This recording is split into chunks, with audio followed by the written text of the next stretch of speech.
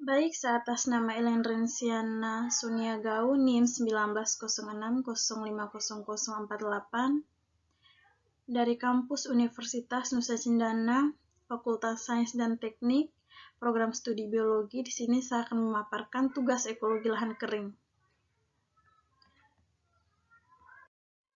Tugas mengenai strategi pengelolaan pertanian lahan kering dalam meningkatkan ketahanan pangan di Nusa Tenggara Timur.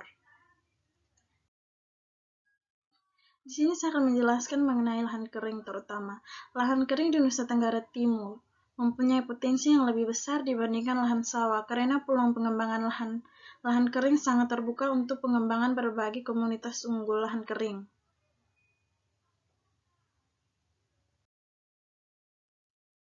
Potensi pengembangan pertanian lahan kering cukup besar dibandingkan dengan lahan sawah karena yang pertama, sangat dimungkinkan untuk pengembangan berbagai macam komoditas pertanian untuk keperluan ekspor.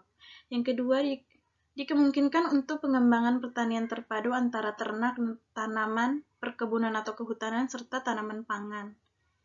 Yang ketiga, dikemungkinkan dapat membuka peluang kerja yang lebih besar dengan investasi yang relatif lebih kecil dibandingkan membangun fasilitas irigasi untuk lahan sawah. Profil dan permasalahan lahan kering di NTT. Yang pertama, profil lahan kering di Nusa Tenggara Timur. Lahan kering di NTT memiliki iklim kering, yaitu tipe iklim D3.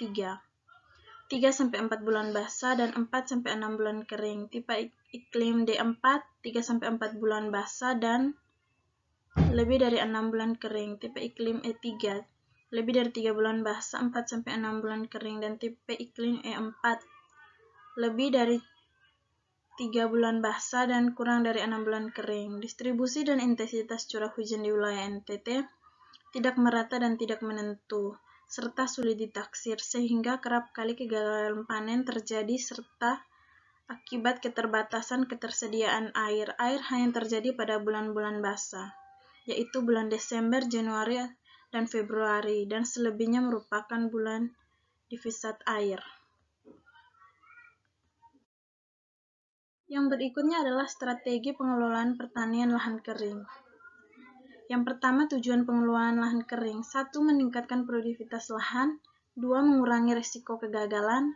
3. Melindungi potensi sumber daya alam dan mencegah degradasi tanah dan air. 4. Meningkatkan pendapatan. 5. Memenuhi kebutuhan sosial.